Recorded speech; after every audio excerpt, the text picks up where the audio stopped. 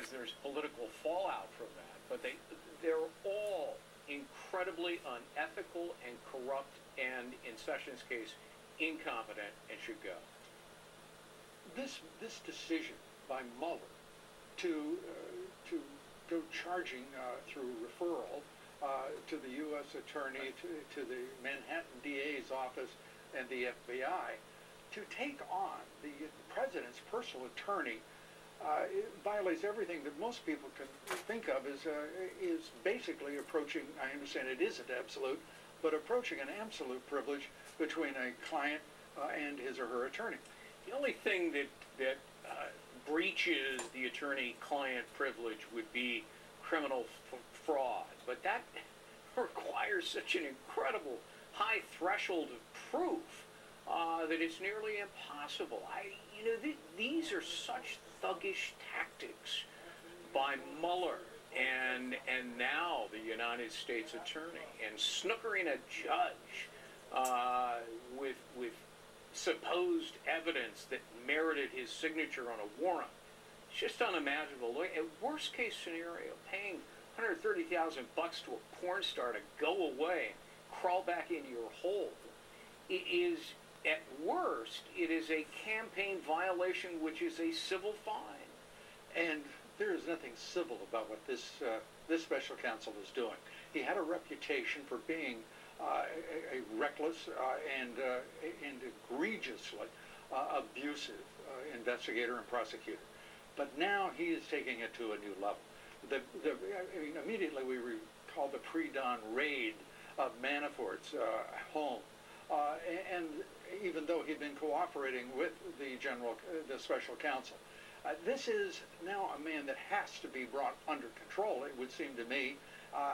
Frankly, I can't imagine, because each of us has to come to terms with our own heart and conscience. I would fire the SOB in 3 seconds. I know you would, and he certainly deserves it. It's such a cozy little group. Comey and Rosenstein and Mueller and Andrew Weissman. They're thick as thieves. They have been abusive in a number of cases. In Mueller and Comey's case, they bungled one of the biggest U.S. Cases in history, the anthrax case. These guys, by reputation, are incredibly overrated. I wouldn't hire them to get coffee for me as a law clerk.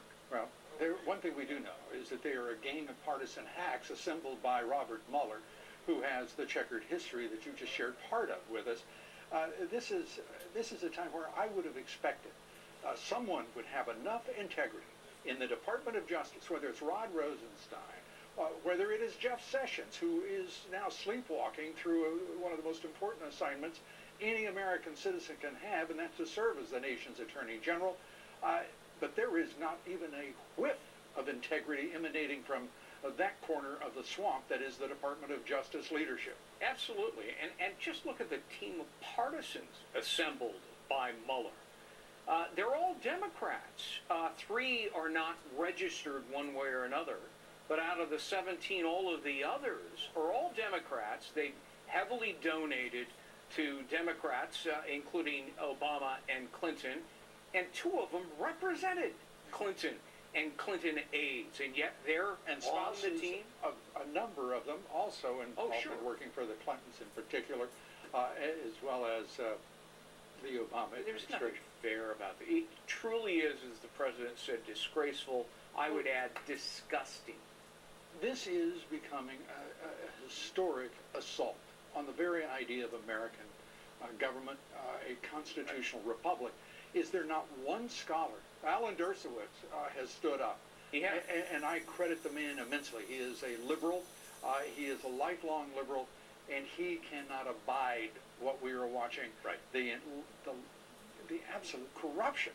If there is a sacrosanct place in law beyond the court system itself, it is the Department of Justice. And the appointment of Robert Mueller was illegal to begin with, because there